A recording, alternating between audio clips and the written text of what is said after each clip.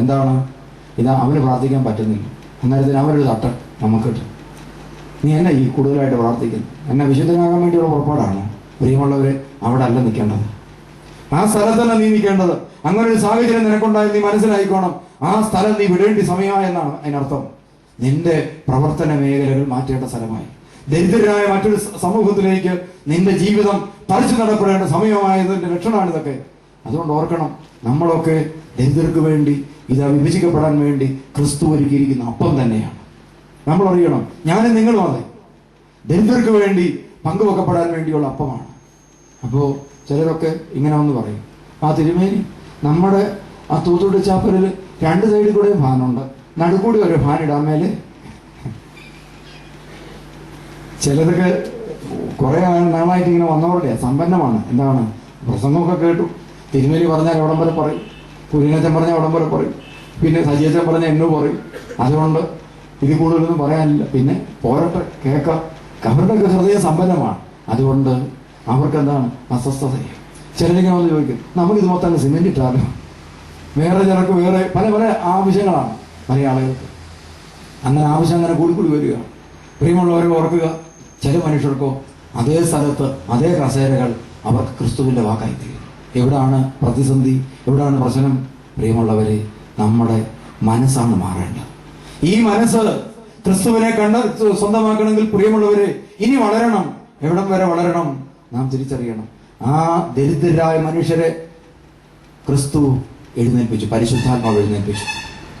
ആരെയാണ്? ആട്ടിടയന്മാർ എഴുന്നേൽപ്പിച്ചു. നിങ്ങൾ ഇവിടുന്ന് എഴുന്നേക്കാൻ ഇല്ലേ? നാളെ തോന്നി തുടങ്ങും, ഇന്ന് നിങ്ങൾക്ക് കുപ്പായില്ല, നിങ്ങൾക്ക് വീടില്ല, നിങ്ങൾക്ക് ഉടുപ്പില്ല, അതുകൊണ്ട് നിങ്ങൾക്ക് തണുക്കുന്നു.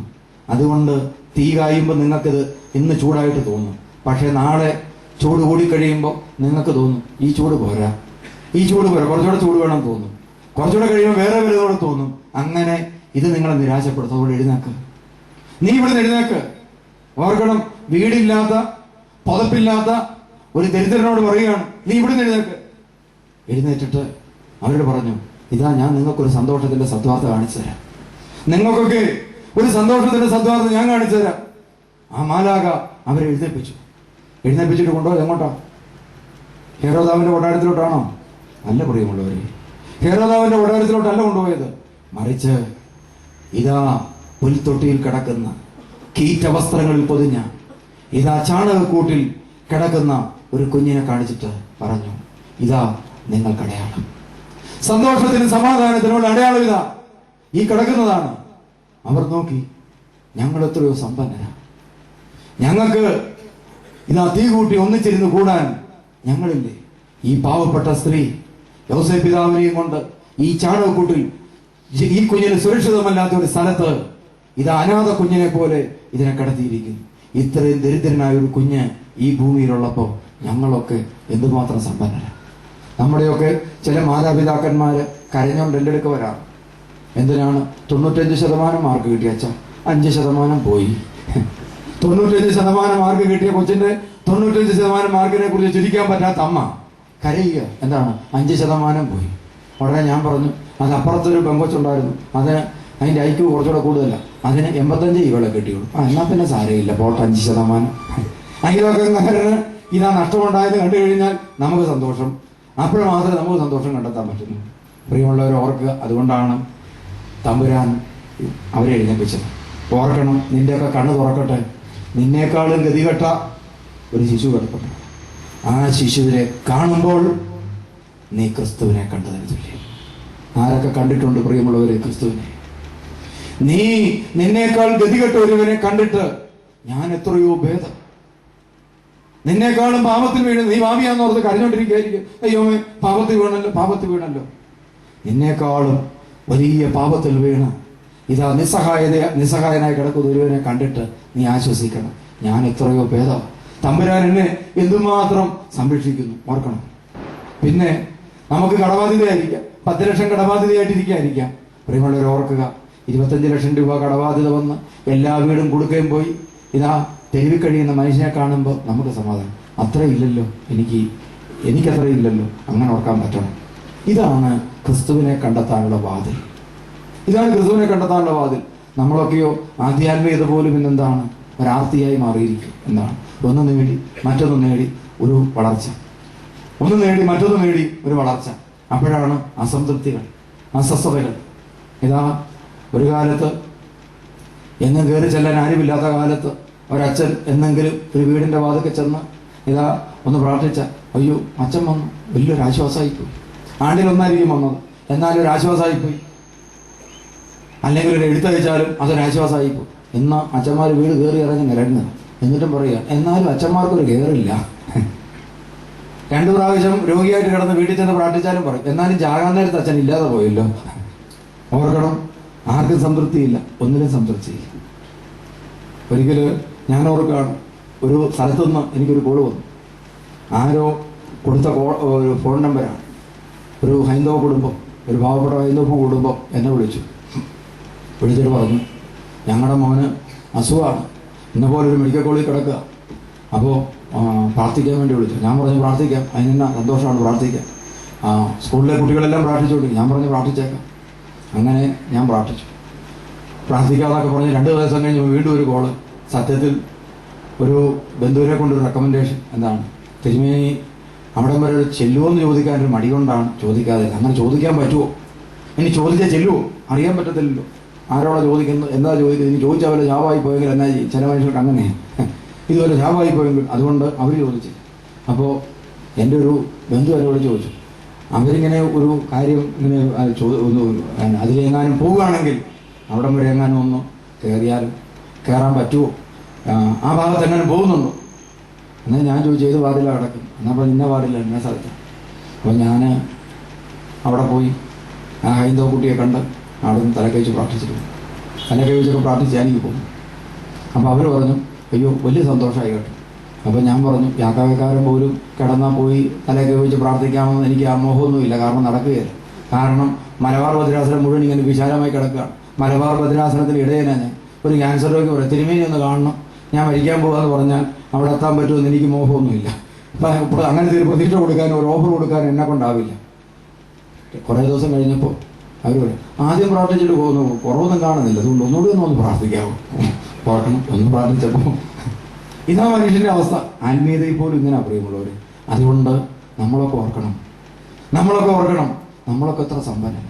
എന്തുമാത്രം വചനവും കേട്ട് പ്രാർത്ഥിച്ച് നമ്മൾ കഴിയും. നമ്മൾ ആർക്കോ വേണ്ടി തെരഞ്ഞെടുക്കപ്പെട്ടിരിക്കുന്ന ഒരു അനുഗ്രഹമാകണം. ആർക്കെങ്കിലും വേണ്ടി തെരഞ്ഞെടുക്കപ്പെട്ടിരിക്കുന്ന ഒരു അനുഗ്രഹമാണ്. യാക്കോബിനോട് ദൈവം പറഞ്ഞത്, നീ ഒരു അനുഗ്രഹമാകണം ഭൂമിക്ക്. അതാ നിനക്ക് വേണ്ടത്. അതുകൊണ്ട് പ്രിയമുള്ളവരെ, നമ്മളൊക്കെ ആർക്കെങ്കിലുമൊക്കെ ഒരു അനുഗ്രഹമായിത്തീരും. ആർക്കെങ്കിലുമൊക്കെ ഒരു സമ്മാന പൊതിയെ തുറക്കപ്പെടണം. അതിനുവേണ്ടി വിളിക്കപ്പെട്ടവരാണെന്ന് മറക്കരുത്. അതുകൊണ്ട് ഇതാ നമ്മളെക്കാൾ ദരിദ്രരായ ഒത്തിരി മനുഷ്യർ ജീവിക്കുന്നു ആത്മീയതയിലും മറ്റു രീതിയിലും. അവന്റെ അടുക്കളയിലേക്കുള്ള യാത്രയ്ക്ക് പറയുന്ന പേരാണ് ദൈവരാജ്യ യാത്ര, തീർത്ഥയാത്ര. യേശുവിനെ കണ്ടെത്താൻ വേണ്ടി യാത്ര ചെയ്യുന്ന അങ്ങോട്ടാണ്. അതുകൊണ്ട് ഈ ക്രിസ്ത്യാനി ഇങ്ങനെ ഇരുന്ന് പൊഴുത്തു ചാകാതെ, പ്രിയമുള്ളവരെ, ഈ അപ്പം ഇത് തെരഞ്ഞെടുക്കപ്പെട്ട അപ്പമാണ്. വിശുദ്ധ കുർബാനയിലൂടെ ക്രിസ്തുവുമായി സംയോജിക്കപ്പെട്ട അപ്പമാണ്. നമുക്കറിയാം, ഒരു ഇഡലി ഇന്ന് രാവിലെ പുഴുങ്ങിയതാണെങ്കിൽ ഫ്രഷായിട്ട് കൊണ്ടെത്തന്ന് നമ്മൾ പറയും നല്ല ഇഡലിയാണ്. അതേ ഇഡലി തന്നെ ഇവിടെ ഇപ്പോൾ ഒരു പയ്യൻ നിൽക്കുന്നുണ്ട്, അവൻ രാവിലെ എനിക്ക് ഇഡലി കൊണ്ടെത്തും. ഞാൻ പറഞ്ഞു നല്ല ഇഡലിയാണ്. അത് കഴിഞ്ഞ് അതേ അപ്പം പറഞ്ഞു, തിരുമേനി പറഞ്ഞു നല്ല ഇഡലിയാണ്, എന്നാൽ പിന്നെ 2-3 എടുത്തു വെച്ചേക്കാം. ഇതാ ഒരാഴ്ച കഴിഞ്ഞ് അവൻ വീണ്ടും വയനാട്ടിൽ തിരിച്ചു വന്നപ്പോൾ അതേ ഇഡലി തന്നെ കൊണ്ടെത്തുന്നു. ഞാൻ കഴിച്ചിട്ട് അവന്റെ മുഖത്ത് രൂക്ഷമായി നോക്കി. ഉടനെ പറഞ്ഞു, കഴിഞ്ഞ ആഴ്ച തന്നപ്പോൾ നല്ലതെന്ന് പറഞ്ഞ അതേ സാധനം തന്നെ ഇപ്പം. അവൻ 2 അതിനകത്ത് എടുത്തു വെച്ചു. 1 മാസം കഴിഞ്ഞ് ഇതാ അത് തന്നു. അതിനിടയ്ക്ക് ഫ്രിഡ്ജ് 2 പ്രാവശ്യം കേടുമായി. അതുകൊണ്ട് എന്നെ പറ്റി ഇതാ അതേ ഇഡലി തന്നെ. പണ്ട് ഇഷ്ടമെന്ന് പറഞ്ഞതാ, പക്ഷേ ഇപ്പം എന്നെ ഇരിക്കുന്നത്. എന്താ അവസ്ഥ? ഇതുപോലാണ് ചില ക്രിസ്ത്യാനികൾ. മുറിക്കപ്പെടാൻ വേണ്ടി ദൈവം സജ്ജമാക്കി വെച്ചിരുന്ന അപ്പങ്ങളാ. ഈ മാമോദീസായിലൂടെ വിശുദ്ധ കുർബാന കൊടുത്ത് മുറിക്കപ്പെടാൻ വേണ്ടി ഇതാ ദൈവം സജ്ജമാക്കി വെച്ചിരുന്ന അപ്പവാ. ഇരുന്ന് ഇപ്പൊ ഈ പരിവായി പോയി. ഭർത്താവിനെ പോലും കണ്ടാലേ പറയും, എടി നീ ആ തൂത്തുട്ടിച്ചാപ്പലിൽ ഉച്ച കഴിഞ്ഞ് 2 മണി മുതൽ 4 മണി വരെ സമയത്ത് പോയി ധ്യാനം കൂടെ, എനിക്ക് സമാധാനമായി കിടന്നുറങ്ങാമല്ലോ. അതുകൊണ്ടാണ് ചിലര് സ്ത്രീകളുടെ എണ്ണമാണല്ലോ കൂടിക്കൂടി വരുന്നത്. അതുകൊണ്ട് ഓർക്കുക പ്രിയമുള്ളവര്, നമ്മളൊക്കെ അനുഗ്രഹമാകണം. ഇതാ ഇരുന്ന് കട്ടിയായിപ്പോയ അപ്പം, അതാ നമ്മള്. ഈ ക്രിസ്ത്യാനിയെല്ലാം എന്ത് ചെയ്യാണ്? അങ്ങോട്ടും ഇങ്ങോട്ടും ഇതാ കുത്തിയും അങ്ങോട്ടും ഇങ്ങോട്ടും എറിഞ്ഞും പിന്നെ കുരിശു തൊട്ടിക്കിട്ട് എറിഞ്ഞും പിന്നെ അപ്പുറത്തെ പള്ളിക്കിട്ട് കുത്തിയും പിന്നെ ഇങ്ങനത്തെ പരിപാടിയായിട്ട് പ്രിയമുള്ള ഇതൊന്നുമല്ല നമ്മുടെ മിഷൻ. ഇതൊന്നുമല്ല നമ്മുടെ മിഷൻ. നമ്മൾ ഇവിടെ നിന്ന് എഴുന്നേക്കണം. ഈ സ്ഥലത്ത് നിന്ന് ഈ ജീവന്റെ അപ്പം ഇവിടെ നിന്ന് എഴുന്നേക്കണം. ഇതാ നമ്മുടെ തെരുവിലേക്ക് ഇറങ്ങണം. നമ്മൾ പോകണം. ഇതാ മെഡിക്കൽ കോളേജിലേക്ക് പോകണം. ഞാൻ കഴിഞ്ഞ വർഷം ഇവിടുത്തെ പിള്ളേർ ക്രിസ്മസ് ആണെന്ന് പറഞ്ഞുകൊണ്ട് എന്നെ കാണാൻ വേണ്ടി വന്നു. ഞാൻ പറഞ്ഞു ഇവിടെ നിന്നിട്ട് കാര്യമില്ല, പോകാൻ പറഞ്ഞു. മെത്രാച്ചൻ്റെ മോൻ ഇന്നൊന്നും കാണുന്നതല്ല, അത് കണ്ടിട്ട് കാര്യമില്ല, ഹാപ്പി ക്രിസ്മസ് പറയാൻ വന്നു. ഞാൻ പറഞ്ഞു ഇവിടെ നിന്ന് ഹാപ്പി ക്രിസ്മസ് പറഞ്ഞിട്ട് കാര്യമില്ല. കാരണം ഇതൊന്നും എനിക്ക് സമാധാനം തരികയില്ല. കാരണം നിങ്ങളുടെ ഈ സമാധാനം നിങ്ങൾക്ക് തരാൻ പറ്റുന്നത് ഇതിൽ കൂടുതൽ എനിക്ക് അങ്ങോട്ട് പറയാനുണ്ട്. അതുകൊണ്ട് നിങ്ങൾ ഇങ്ങോട്ട് എനിക്കൊരു സമാധാനം പറഞ്ഞാൽ അതിനേക്കാൾ വലിയ സമാധാനം ഞങ്ങൾ അങ്ങോട്ട് പറയും. കാരണം എന്താ, മൈക്ക് ഞങ്ങളുടെ കയ്യിലല്ലേ. അപ്പോ അതുകൊണ്ട് ഇത് എൻ്റെ അടുത്ത് ചിലവാകൂ ഇല്ല. അതുകൊണ്ട് ഞാൻ പറഞ്ഞു നിങ്ങൾക്ക് ചിലവാക്കാൻ പറ്റുന്ന ഒരു സ്ഥലമുണ്ട്, അങ്ങോട്ട് പോകാൻ പറഞ്ഞു. പിള്ളേർ മെഡിക്കൽ കോളേജിലേക്ക് പോയി. അപ്പോൾ ഒരു പെണ്ണ് തിരിച്ചു വന്ന ചെന്നോട് പറഞ്ഞു, ഇതാ ഞാൻ ആ പൊതിക്കെട്ട് പോയിട്ട് ഒരു അമ്മയുടെ അടുത്ത് പോയി. അമ്മയോട് ചോദിച്ചു ഉച്ചക്ക് ചോറുണ്ടോ? അമ്മ പറഞ്ഞു ഇല്ല. അപ്പോൾ ഈ ചോറുമതി ഇങ്ങോട്ട് കൊടുത്തു. എന്നിട്ട് ചോദിച്ചു എന്നാ പറ്റി? ഉടനെ ആ തള്ളയുടെ കണ്ണ് നിറഞ്ഞു. അവർ പറഞ്ഞു സത്യത്തിൽ ഇങ്ങനൊക്കെ പറയാൻ ആരുമില്ല, ഇങ്ങനൊക്കെ എന്നോട് പറയാൻ ആരുമില്ല. പ്രിയമുള്ളവരെ ഓർക്കുക, നമ്മളൊക്കെ ഒരു അനുഗ്രഹമായി തീരണം. നമ്മളൊക്കെ ഒരു അനുഗ്രഹമായി തീരണം പ്രിയമുള്ളവരെ, മറ്റുള്ളവർക്കൊരു അനുഗ്രഹം. ആവശ്യക്കാരനല്ലേ നമ്മൾ അനുഗ്രഹമായി തീരത്തുള്ളൂ. അതുകൊണ്ട് ചിലപ്പോൾ നമ്മുടെ ഒരു ചിരി മറ്റുള്ളവർക്ക് നമ്മൾ ഓർക്കണം. നമുക്കൊക്കെ ചിരിക്കാൻ കഴിവുണ്ട്. ഞാനിപ്പോൾ ചിരിക്കാൻ കഴിവുള്ള ആളാണ്. ആളുകൾ പറയാറുണ്ട് തിരുമേനിയുടെ ചിരി കൊണ്ടാണ് ഡൊണേഷൻ കിട്ടുന്നത്.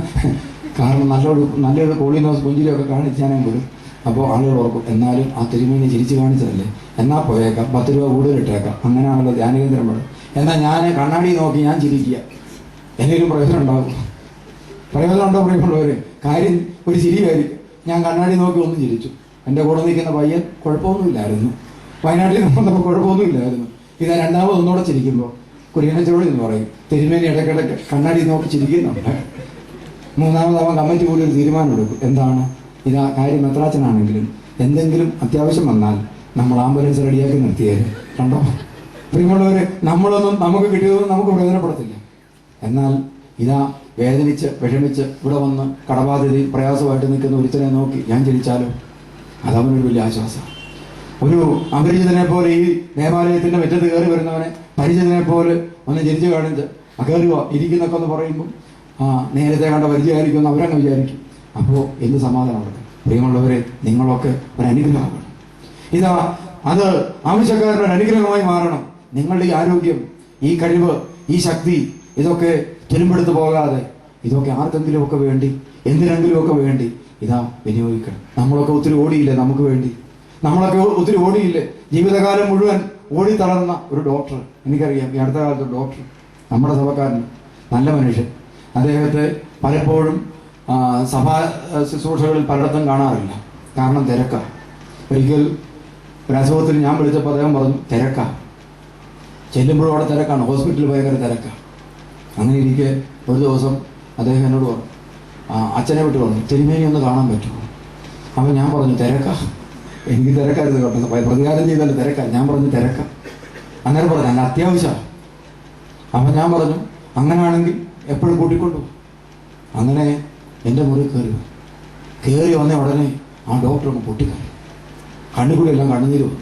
എൻ്റെ മുഖത്തേക്ക് അയാൾ നോക്കുന്നില്ല. ഇന്നലെ വരെ ഞാൻ അദ്ദേഹത്തിൻ്റെ മുഖത്തോട്ട് നോക്കുകയില്ലാണ്, അത്ര ആദരവായിരുന്നു എനിക്ക്. അദ്ദേഹം എൻ്റെ മുഖത്തോട്ട് നോക്കുന്നു, 2 കണ്ണിൽ കൂടെയും കണ്ണുനീര്. ഞാൻ ചോദിച്ചു എന്ത് പറ്റി? അപ്പം അച്ഛനോട് നേരത്തെ വിവരം പറഞ്ഞിട്ടുണ്ടായിരുന്നു, പെണ്ണ് ഒരു ചെറുക്കനെ കൊണ്ടാണ് വരുന്നത്, അതിനെ കെട്ടിച്ചു വിടാനുള്ള കൽപ്പന കിട്ടണം, മറ്റു മതമാണ്, ചേർത്ത് കെട്ടിക്കാനും. അപ്പം അങ്ങനെ വരുന്നവർക്ക് ഞാനൊരു ചെറിയ കോച്ചിങ് ക്ലാസ് കൊടുക്കും. അത് SI കൊടുക്കുന്ന പോലെയാണ്. അരമനയിൽ അതാണ് ട്രീറ്റ്മെൻറ്റ്, ധ്യാനകേന്ദ്രം അല്ലല്ലോ അരമന. അപ്പം അരമനയിൽ എന്ത് ചെയ്യും? ആദ്യം എന്താണ് അതുപോലത്തെ ഒരു ക്ലാസ്സാണ് കൊടുക്കുന്നത് പെണ്ണിനും ചേർക്കാൻ. ആ ക്ലാസ് കേട്ട് കഴിഞ്ഞാൽ എന്താണ്, പിന്നെ ജോർദാൻ നദിയിൽ പോയി കുളിച്ചാൽ പോലും തീറ്റിയല്ലാത്ത അത്ര അവസ്ഥയിലെത്തും. അപ്പം അങ്ങനത്തെ ഒരു ക്ലാസ് കൊടുത്തിട്ടാണ് പിന്നെ കൽപ്പനയൊക്കെ പിന്നെയും കൊടുക്കത്തുള്ളൂ. അപ്പോൾ ഇതറിയാവുന്ന അച്ഛൻ പറഞ്ഞു ഡോക്ടർ തകർന്നിരിക്കുക കേട്ടോ, തകർന്നിരിക്കുക. അതുകൊണ്ട് നേരത്തെ ഒരു ജാമ്യം എടുക്കാൻ വേണ്ടി പറഞ്ഞു. ഞാൻ ചോദിച്ചു എന്ത് പറ്റിയോ? അങ്ങനെ നമുക്ക് അറിയാൻ തുടങ്ങി, പാവിട്ട് വരാൻ തുടങ്ങി. ഞാൻ പറഞ്ഞു സാരമില്ല, ഇന്നത്തെ കാലമല്ലേ, നമ്മൾ ചെയ്യാനുള്ളതൊക്കെ നമ്മൾ ചെയ്യുക, മക്കൾ ചെയ്യണം. അങ്ങനെ പറഞ്ഞു മക്കളെ ഒന്നും ഒത്തിരി പഠിപ്പിക്കാതിരിക്കാനുണ്ട്, മക്കളെ ഒന്നും അധികം പഠിപ്പിക്കാതിരിക്കാനുണ്ട്, ഒത്തിരി സമ്പന്നമായിട്ട് പഠിപ്പിക്കാതിരിക്കാനുണ്ട്, ഒത്തിരി അവർക്ക് വേണ്ടി സമ്പാദിച്ചു കൂട്ടാതിരിക്കാനുണ്ട് എന്ന് അങ്ങേര് തിരിച്ചു പറയുക. ഓടുക മനുഷ്യരെ, ഓടുക മനുഷ്യന്. നമ്മളൊക്കെ ഇതാ കയറും പൊട്ടിച്ച് ഓടുകയാണ്. എങ്ങോട്ടാണെന്നറിയാത്തൊരു ഓട്ടം. സമാധാനമില്ല നമുക്ക്. ഞായറാഴ്ചകളിൽ ശാന്തമായി നിന്നൊരു വിശുദ്ധ ബലിയിൽ പങ്കെടുക്കാൻ, ഒരു 5 ദിവസം താമസിച്ചൊരു ധ്യാനം കൂടാൻ, അല്ലെങ്കിൽ ഞായറാഴ്ചകളിൽ ഒന്ന് മാറിയിരുന്ന് തിരുവചനം ഒന്ന് ശ്രദ്ധിക്കാൻ നമുക്കെവിടെയാണ് നേരം? പ്രിയമുള്ളവരെ, നമ്മളൊക്കെ തിരിഞ്ഞ് ശാന്തമായി ഈ ക്രിസ്മസിന്റെ ദിവസങ്ങളിൽ ചിന്തിക്കണം. 25-ാം തീയതി നല്ല ഇച്ചിരി പോത്തുറച്ചിയൊക്കെ എന്നും കൂട്ടണ്ട, ഹാർട്ട് അറ്റാക്ക് വരും, അല്ലെങ്കിൽ കുഴഞ്ഞു വീണ് മരിക്കും. 25-ാം തീയതി തീർച്ചയായിട്ടും എവിടെ നിന്നെങ്കിലും ഇച്ചിരി മേടിക്കണം. എന്നിട്ട് അത് പുഴുങ്ങി കഴിക്കാൻ വേണ്ടിയല്ല, മറിച്ച് ആ മക്കളെ ഭാര്യയും കൂട്ടിയിരുന്നു